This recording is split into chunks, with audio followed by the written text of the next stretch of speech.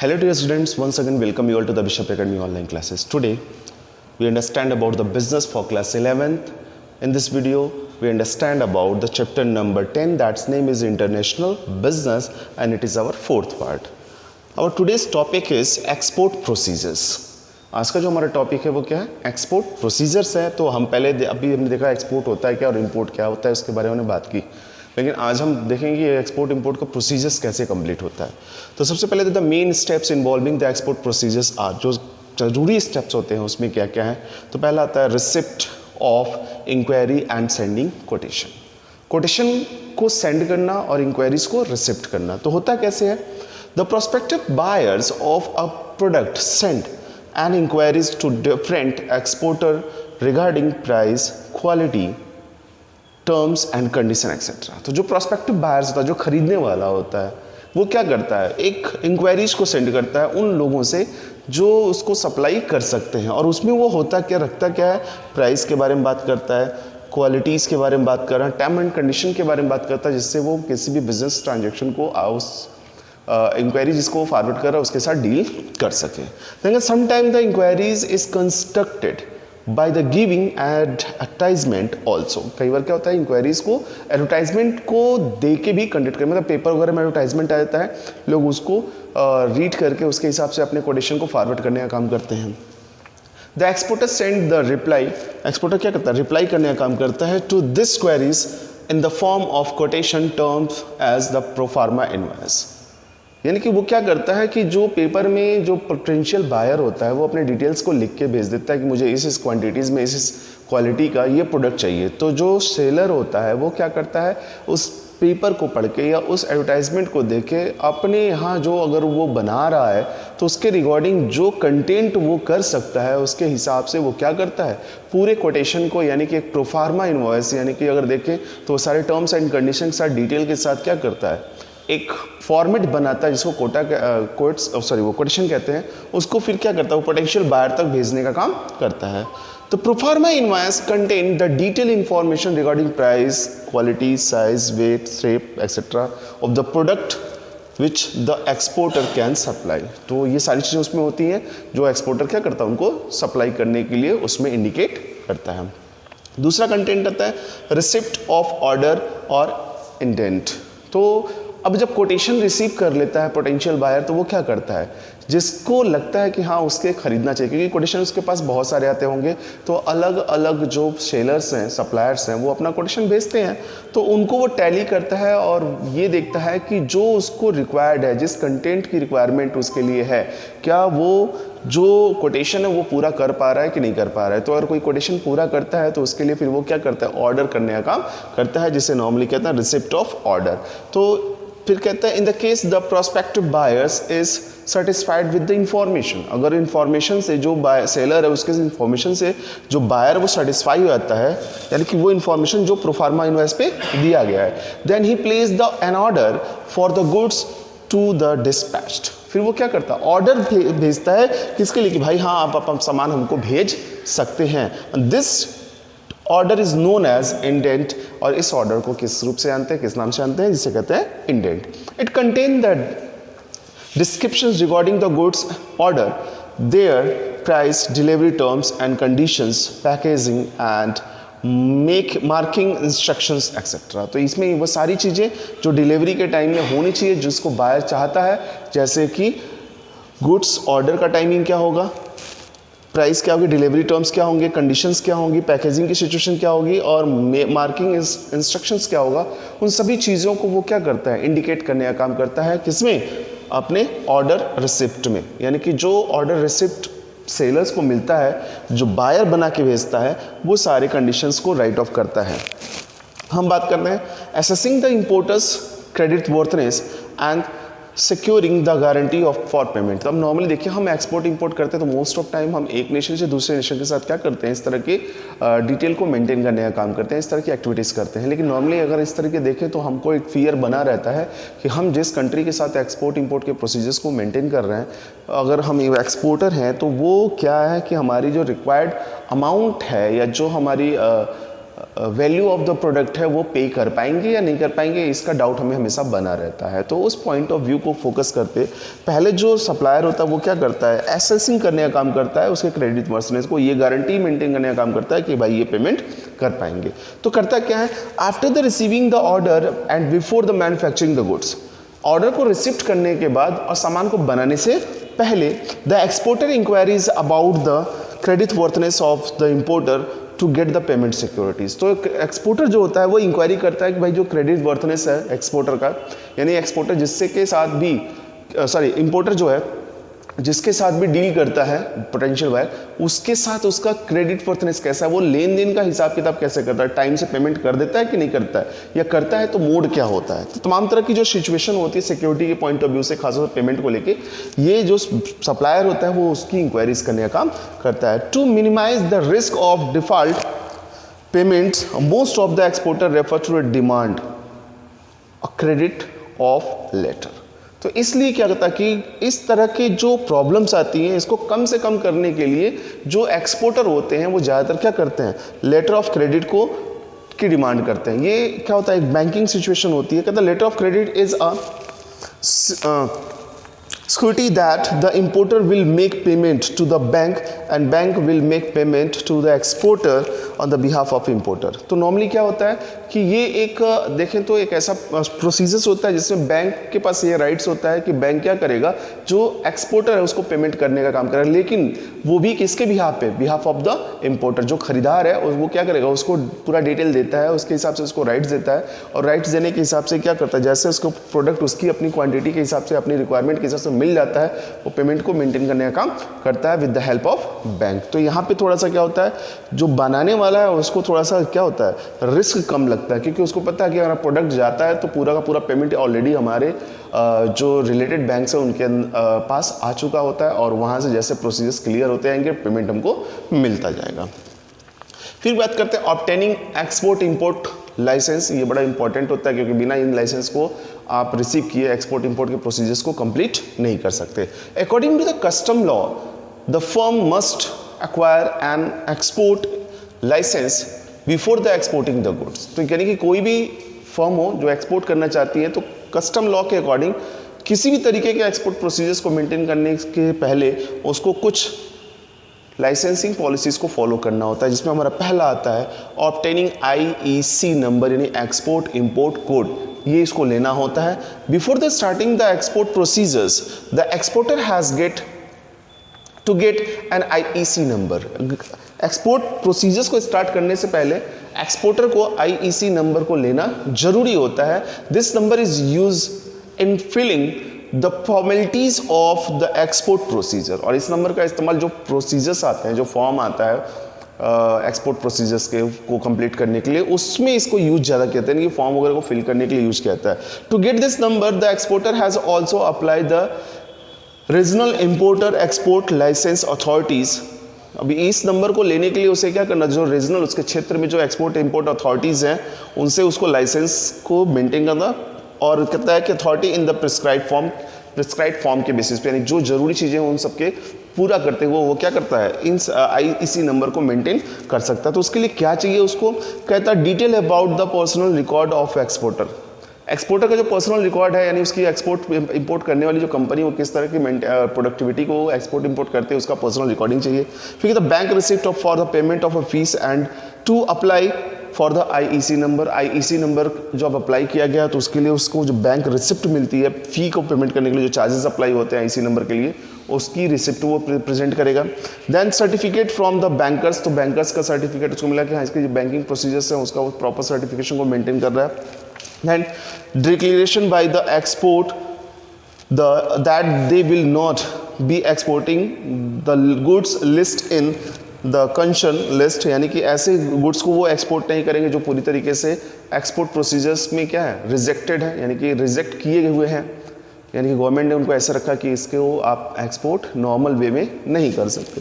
फिर कहता है if the regional exporter licensing authorities is satisfied with the formalities then they will issue an IEC number to exporter. तो as a regional authority क्या है, अगर satisfy होती है जो भी फॉर्मेलिटीज़ इन्होंने दिया होता है, जो सप्लायर होता है वो फॉर्मेलिटी जो भी रीजनल अथॉरिटी कहती है उसको पूरा कर देता है, तो सिचुएशन में क्या होगा, फिर वो आईईसी नंबर उसको क्या करती है, अलाउ कर देती है। अब इसके बाद क्या, इसके बाद आरसीएमसी यानी रजिस्ट्रेशन कम मेंबरशिप सर्टिफिकेट, इसमें से कई बार रिबेट वगैरह मिलने के चांसेस होते हैं। अगर उस जिसके पास आईसी नंबर है उसके बाद आरसीएमसी अगर वो ले लेता है सर्टिफिकेशन तो उसको बेनिफिट्स मिलते हैं। किस तरीके के बेनिफिट्स हैं पहले देख लेते हैं, ये होता क्या है। The exporter get the various benefits in the form of the subsidies and the exemptions in the excise duty and tax etc. तो एक्सपोर्टर होता है क्या होता है, उसको कुछ सब्सिडी मिल जाती है और कुछ एग्जेम्पशन इन एक्साइज ड्यूटी यानी कुछ ड्यूटीज़ में जो टैक्सेस वगैरह होते हैं उसमें कुछ छूट मिल जाते हैं अगर उसके पास आरसीएमसी सर्टिफिकेट है तब। To get this benefits they have to show the RCMC. इस बेनिफिट को लेने के लिए कौन से सब्सिडीज को और एग्जेम्पशन इन एक्साइज ड्यूटीज को यानी जो टैक्स वगैरह वो पे कर रहा है उसको बेनिफिट्स को मेंटेन करने के लिए उसको आरसीएमसी सर्टिफिकेट को चाहिए होता है। After getting the IEC number the exporter applies for the RCMC. IEC number लेने के बाद ही वो क्या कर सकता है, आरसीएमसी रजिस्ट्रेशन कम मेंबरशिप सर्टिफिकेट को वो अडॉप्ट करता है। लेकिन उसके लिए उसको क्या चाहिए, तो कहता है एक्सपोर्ट प्रमोशन काउंसिल का होना। वो कहाँ से ले सकता है, एक्सपोर्ट प्रमोशन काउंसिल से ले सकता है। इसके अलावा federation of Indian export organisation, ये ऐसी ऑर्गेनाइजेशन है जो इस तरह के आरसीएमसी सर्टिफिकेट को इशू करने का काम करती हैं, यानी कि federation of Indian export organisation ले सकता है। एंड इसके बाद एक्सपोर्ट डेवलपमेंट अथॉरिटी जो है वो इसको इशू कर सकती है। ठीक है, to get the RCMC exporter submit a bank certificate and IEC number along with the application to any of the above mention authorities. तो ये क्या करता है, आरसीएमसी नंबर को लेने के लिए वो क्या करता है, बैंक सर्टिफिकेट और आईसी नंबर के साथ क्या करता है, इनमें से जो भी अथॉरिटीज दी है, जैसे एक्सपोर्ट प्रमोशन काउंसिल की बात कर रहा है, इसके बाद federation of Indian export organisation की बात कर रहा है, इनमें से किसी के पास भी ये क्या करता है, सबमिट कर सकता है। अगर ये अथॉरिटी सेटिस्फाइज होती है इसके डिटेल से तो वो क्या करेंगे, इसको भैया आरसीएमसी का सर्टिफिकेट दे देंगी और ये सर्टिफिकेट को लेके ये क्या फ़ायदा उठा सकता है, जो सब्सिडी मिलती है और जो टैक्स एग्जेम्पशंस होते हैं यानी टैक्स में जो इसको बेनिफिट मिल जाता है तो उसका ये फ़ायदा उठा सकता है। इसके बाद क्या करें, रजिस्ट्रेशन विद द ईसीजीसी यानी एक्सपोर्ट क्रेडिट गारंटी कॉर्पोरेशन के थ्रू ये रजिस्ट्रेशन कराना पड़ता है उसको, यानी कि ये तीनों लाइसेंसिंग उसको अगर बेनिफिट्स को उठाने हैं तो वो करना पड़ेगा, नहीं तो केवल आईईसी यानी कि एक्सपोर्ट इंपोर्ट कोड को लेके ही वो एक्सपोर्ट इंपोर्ट के प्रोसीजर्स को मेंटेन कर सकता है। फिलहाल इसमें देखते हैं क्या होता है, it is a necessary in the order to protect the overseas payment from the political and the commercial risk.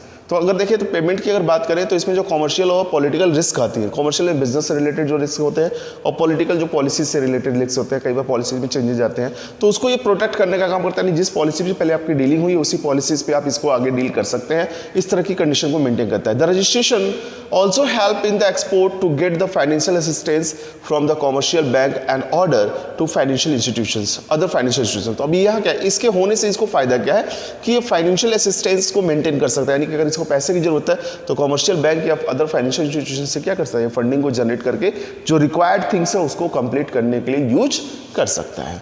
अब इसके बाद obtaining pre shipment finance. Pre shipment finance का कॉन्सेप्ट ये होता है कि शिपिंग करने से पहले ही क्या करना, शिपिंग करने से पहले कुछ डॉक्यूमेंट्स को मेंटेन करना। तो यहाँ पे कहता है pre shipment finance is a finance which the exporter needs to procure the raw material, other components, processing and the packaging of goods and transportation of a goods to the port for shipment। तो यानी इसमें क्या होता है, the pre shipment finance क्या होता है, shipping करने से पहले ही क्या होता है, जो सप्लायर होता है, एक्सपोर्टर होता है, वो पैसे की डिमांड करता है ताकि वो जो रॉ मटेरियल है और उससे ज़रूरी जो चीज़ें हैं या जो कंपोनेंट्स है या पैकेजिंग से रिलेटेड उन सभी चीज़ों को वो मेंटेन कर सकते हैं। After receiving the letter of a credit the export approach his bankers to obtain the pre shipment finance. और रिसीविंग अगर वो मेंटेन कर लेता है, बैंक जो सप्लायर है अगर वो लेटर ऑफ क्रेडिट को रिसीव कर लेता है तो उसके बाद वो क्या करता है, प्री शिपमेंट फाइनेंस के लिए अप्रोच करना शुरू कर देता है बैंक से। यानी बैंक से कहता है कि भाई सामान बनाने से पहले कुछ पैसे मुझे दो, किसी साइनिंग अमाउंट को देने का काम करो। Then production and the procurement of a goods. After the sending the confirmations to the importers को बताने के बाद भैया हमने पैसे कुछ निकाल लिए हैं और अब हम क्या करने वाले हैं, अब हम आप प्रोडक्टिविटी को करने वाले हैं, तो उससे पहले उसको क्या कहते हैं, बता दिया जाता है the exporter start the manufacturing to the product according to the specification. यानी कि जिस कंडीशन में जो इम्पोर्टर है जैसा प्रोडक्ट चाहता है उसको फोकस करते हुए उसको स्टार्ट करने से पहले जो सब अब एक्सपोर्टर है वो क्या करता है, एक कंफर्म लेटर या कंफर्मेशन उसको फॉरवर्ड करने का काम करता है कि भाई अब हम स्टार्ट करने जा रहे हैं।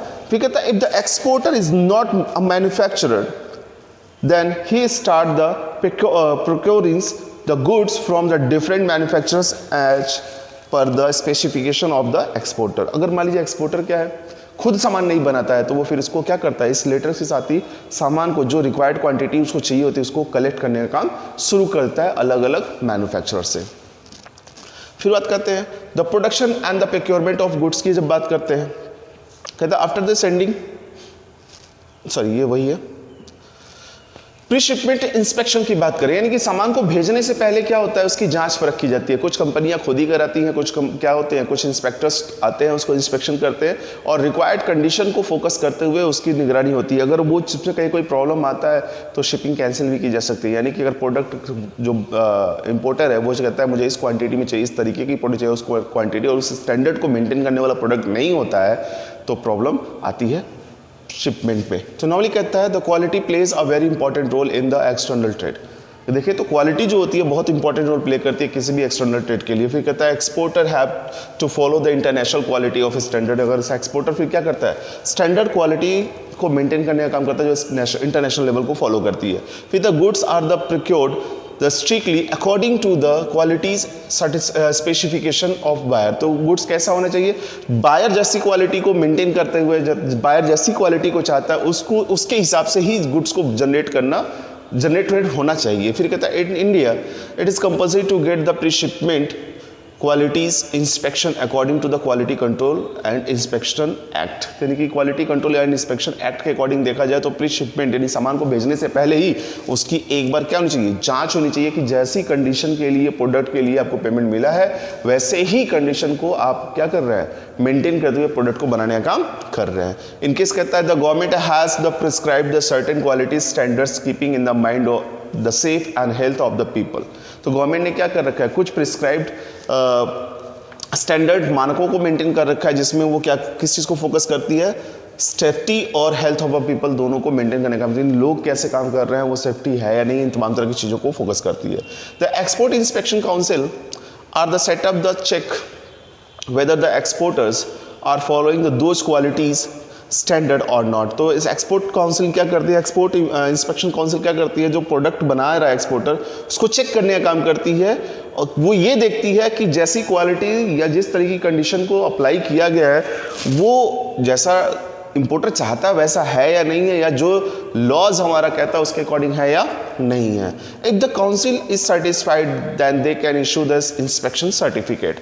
अगर काउंसिल क्या होती है, जो भी डिटेल जनरेट किए जा रहा है उसे सेटिस्फाई होती है तो वो इंस्पेक्शन सर्टिफिकेट को इशू करने का काम करती है। और उसके बाद ये कहता है there are the 3 methods of pre shipment inspection. 3 तरीके के इंस्पेक्शन मेथड होते हैं। पहला होता है कंसाइनमेंट वाइज इंस्पेक्शन, यानी कि हर एक प्रोडक्ट को चेक करने का काम किया जाता है, हर एक कंसाइनमेंट को चेक करने का जो हमको एक्सपोर्ट करना होता है। दूसरा होता है इन प्रोसेस क्वालिटी कंट्रोल, यानी कि जब वो बन रहा होता है उस प्रोसेस में जो क्वालिटी यूज की जा रही है, जिस तरह के प्रोडक्ट को यूज किया जा रहा है उस जगह पे इंस्पेक्शन होता है।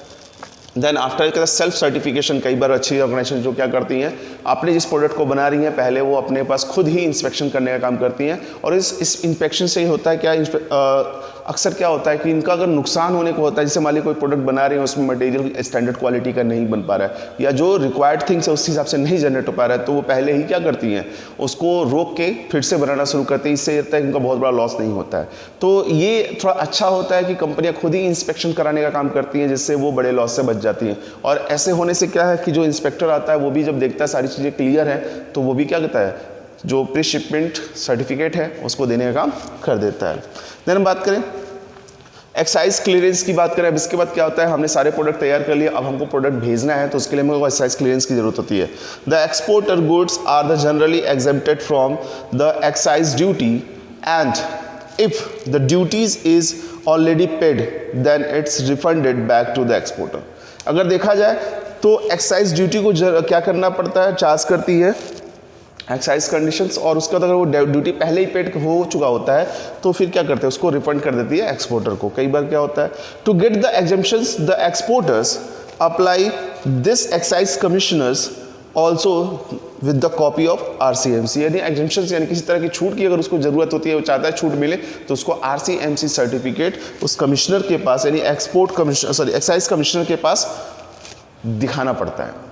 वो दिखाता है या जो डिटेल भेजता है उसके साथ उसको अटैच करता है। If the exporter has already been paid the excise duty and has a get the refund, then he applies the assistance of commissioner of excise।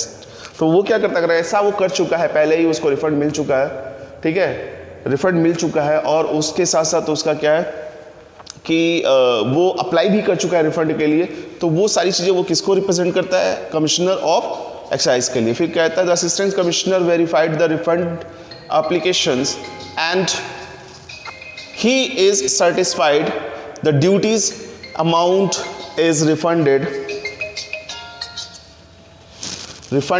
to the exporter। तो वो क्या करता है, ये सारे अमाउंट ड्यूटीज़ को जो भी है वो क्या करता है, एक्सपोर्टर को रिफंड करता है अगर वो सर्टिस्फाइड होता है, सारे डिटेल्स उसके क्लियर होते हैं। तब फिर कहता है the obtaining the certificate of origin. तो यहाँ पे अब अगला कॉन्सेप्ट आता है the some importing countries providing the tariff concession. कुछ बहुत सारी अच्छी अच्छी कंट्रीज जो हैं वो क्या कहते हैं, टैरिफ कंसेशन प्रोवाइड करने का काम करती हैं। तो goods coming from the particular country, किसी पर्टिकुलर कंट्री से आने वाले गुड्स के ऊपर कंसेशन प्रोवाइड करने का काम करती हैं। To available in of such benefits of the importers may ask the exporter to send the certificate of origin.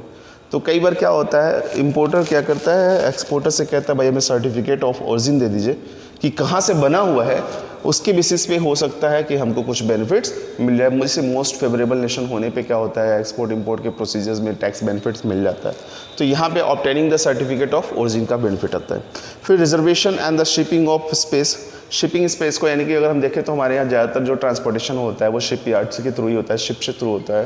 तो शिप के थ्रू होने की वजह से क्या है कि हर बिजनेस ऑर्गेनाइजेशन क्या करती है, जब कोई प्रोडक्टिविटी को मेंटेन करती है तो उस सिचुएशन में क्या है, उस प्रोडक्टिविटी को मेंटेन करने की कंडीशन में वो क्या करती है, जिस वे ऑफ मीन्स से भेजती है, मान लीजिए सी साइड से वो भेज रही है प्रोडक्शन को, तो वो उसके लिए उसको एरिया, एक डॉक एरिया क्या करना पड़ता है, बुक करना पड़ता है। तो वो प्रीशिपमेंट रिजर्वेशन करना पड़ता है स्पेस के लिए, उसके लिए जैसे शिपिंग ऑर्डर को मेंटेन करती है। देन आफ्टर अगर देखें तो पैकेजिंग एंड फॉरवर्डिंग के कॉन्सेप्ट की हम बात करता है। फिर हम क्या करते हैं, goods are then the properly packaged and marked with the necessary details such as the name, address of importers, gross and net weight. Then after कहता है the port of shipment and destination etc. तो ये तमाम तरह की चीज़ें जो होती हैं उस पैकेज पे या फिर कि उस जो हमारा कंसाइनमेंट होता है उसको पूरी तरीके से लिखी होती हैं। On the loading of the goods into the railway wagons the railway authorities issued the railway receipt. तो जब हम क्या करते हैं, रेलवे वैगन में अगर अपने गुड्स को डिपॉजिट करते हैं, लोड करते हैं, तो रेलवे अथॉरिटी रेलवे रिसिप्ट हमको देने का काम करती है, which reserve as a title of goods, जो कि एक क्या किसके साथ होता है, जो गुड्स का टाइटल होता है उसके साथ होता है। The exporter endorse the receipt in the favour of the agent to enable him to take the deliver of the good. और इसी तरीके से क्या करता है, एक्सपोर्टर भी क्या करता है, इस तरीके का डिटेल को इशू करने का काम करता है, किसके फेवर में, रिसीवर के फेवर में, यानी कि इंपोर्टर के फेवर में, जिससे वो क्या करे, गुड्स की डिलीवरी को आसानी से मेंटेन कर सके। फिर कहता है इंश्योरेंस ऑफ गुड्स, गुड्स का इंश्योरेंस होता है क्योंकि सी साइड से होती है तो नेचुरल क्लाइमेट की वजह से बहुत सारी दुर्घटनाएं हो जाती हैं, तो उस दुर्घटनाओं से बचने के लिए तमाम तरह के इंश्योरेंस पॉलिसीज़ को मेंटेन करना होता है उसमें। फिर कस्टम क्लियरेंस की बात कर लें नॉर्मली, तो कहता है to obtaining the custom clearance the export prepare the shipping bills, shipping bills को प्रिपेयर करना पड़ता है एक्सपोर्ट क्लियरेंस के लिए। फिर इसके बाद कहता है the shipping bills contain the detail about the goods such as the port where the goods are to be discharge. तो कहता है उस पोर्ट्स के बारे में जहाँ पे गुड्स को हमको क्या करना है, डिस्चार्ज करना है, रखना है या फिर डिलीवर करना है। The countries of final destinations the exporter names and address, और कहाँ पे उस कंट्रीज़ पे जिसका जो फाइनल डेस्टिनेशन होती है और उसका एक्सपोर्टर नेम होता है और एड्रेस को भी उसमें इंडिकेट किया जाता है। तो कुछ ऐसे प्रोसीजर्स भी होते हैं जिसको हमको सबमिट करने पड़ते हैं। उसके साथ साथ जब शिपिंग होती है तो पहला हमारा होता है export contract and exporter order, ठीक है। फिर होता है letter of credit, commercial invoice, certificate of origin, certificate of inspection and the marine insurance policy. तो मरीन इंश्योरेंस पॉलिसी जो होती है वो जो हमारे जहाज़ होते हैं उस पर हम अपने प्रोडक्शन का कर सकते हैं या पूरे शिप का कर सकते हैं, तो वो इंश्योरेंस पॉलिसी हमको लेनी ज़रूरी होती है। फिर हम बात करें ऑब्टेनिंग द मेट रिसिप्ट, तो सारे ये ऑर्डर्स रिसीव करने के बाद after the receiving the custom clearance the goods are then loaded on the ship for which the captain of ship issue a mate receipt. तो यहाँ पे क्या होता है कि जब हम मेट रिसिप्ट को ऑब्टेन करने की बात करेंगे तो जब ये सारे गुड्स रिसिप्ट हो जाते हैं, लोड हो जाते हैं, तो लोड होने के बाद जो कैप्टन होता है सारी चीज़ों को चेक करता है। चेक करने के बाद क्या करता है, एक मेट रिसिप्ट बना के देता है कि हाँ भाई इस जगह पे इस क्वांटिटी में ये प्रोडक्ट लोड हो गया है। Then payment of foreign freight and insurance of a bill of landing. तो अब होता है फिर इसका क्या करता है, जो एक्सपोर्टर होता है वो तमाम तरह के बिल्स को पेमेंट करने का काम करता है। Exporter goes to office of a shipping company, there he insured surrender the mate receipt. अब एक्सपोर्टर क्या करता है, मेट रिसिप्ट को सरेंडर करने का काम करता है and returns the shipping companies office issue him the bill of landing. तो उसके लिए बाद में क्या करते हैं, बिल ऑफ लैंडिंग को वो रिटर्न करने का काम करता है, which is prepared in the triplicate, one copy for the exporter, one copy the captain and one copy for the importer. ये 3 कॉपी में बनता है, एक एक्सपोर्टर के लिए, दूसरा इम्पोर्टर के लिए और तीसरा कैप्टन के लिए होता है। फिर प्रिपरेशन ऑफ इनवॉइस की बात करें, फिर इनवॉइस को जनरेट करने का काम किया जाता है। इसमें कहता है after the sending the goods and invoice of dispatched goods are prepared, ठीक है। फिर कहता है the invoice states the quality of goods send and the amount to be paid by the importers. और इनवॉइस में क्या होता है कि किस क्वालिटी या कितनी क्वांटिटी में गुड्स को सेंड किया जाता है, ठीक है, और कितना अमाउंट रिसीव किया गया है, ये सारी चीज़ें उसमें क्लियर होती हैं। The freight and the cost and freight agents get the duly assistance by the customs. और ये क्या करता है, जो CNF एजेंट होता है यानी कि freight and cost and freight agent जो होता है वो क्या करता है, कस्टम से असिस्टेंट को लेने का काम करता है कि हाँ इन सभी इनका जो पेपर वर्क है वो सारी तरीके से क्लियर है या नहीं है। देन आफ्टर सिक्योरिटी पेमेंट हो जाती है। सिक्योरिटी पेमेंट में क्या होता है, तमाम तरह की जो बिलिंग्स आती है after shipment, the goods the exporter informs the importers that the exporter must send their important documents to the importers to claim the title goods। तो नॉर्मली अगर देखें तो वो क्या करता है, एक्सपोर्टर इंपोर्टर्स को सारे डॉक्यूमेंट्स को भेज देता है जो भी इंपॉर्टेंट डॉक्यूमेंट्स होते हैं, ताकि वो डॉक्यूमेंट्स का तो वो क्या करे, क्लेम कर सके। इसमें क्या क्या आते हैं, सर्टिफिकेट ऑफ इनवॉइस होता है, बिल ऑफ लैंडिंग होता है, पैकेजिंग लिस्ट होती है, इंश्योरेंस पॉलिसी होती है, सर्टिफिकेट ऑफ ओरिजिन होता है और लेटर ऑफ क्रेडिट होता है। ये सारी चीज़ों को वो क्या करता है, एक बंडल पैक होता है और इंपोर्टर को भेज देता है। देन अब कहता है इंपोर्टर में receipt a bill of exchange of a 2 type. किस तरीके से, डॉक्यूमेंट्स अगेंस्ट द साइट यानी ड्राफ्ट के रूप में, और दूसरा डॉक्यूमेंट्स अगेंस्ट द एक्सेप्टेंस। तो इसमें क्या होता है, ड्राफ्ट के रूप में होता है तो एक सिंपल सा पेपर होता है। नॉर्मली कहता है इन दिस केस, जब हम बात करते हैं एक्सेप्टेंस के बारे में, in this case the documents are handed over when the exporter accept the bill of exchange and agree to make the payment in the specified period of a time. और इस सिचुएशन में क्या होता है कि एक्सपोर्टर क्या करता है, बिल को रिसीव कर लेता है और ये एग्रीड होता है कि हाँ इस पर्टिकुलर पीरियड ऑफ टाइम में हम क्या करेंगे, जो बिल का बाकी पेमेंट है उसको कर देंगे। So dear students, in this video that's all. If you have any type of the doubt or the queries, you should be consult through the Google Classroom and in your classroom also. Thank you.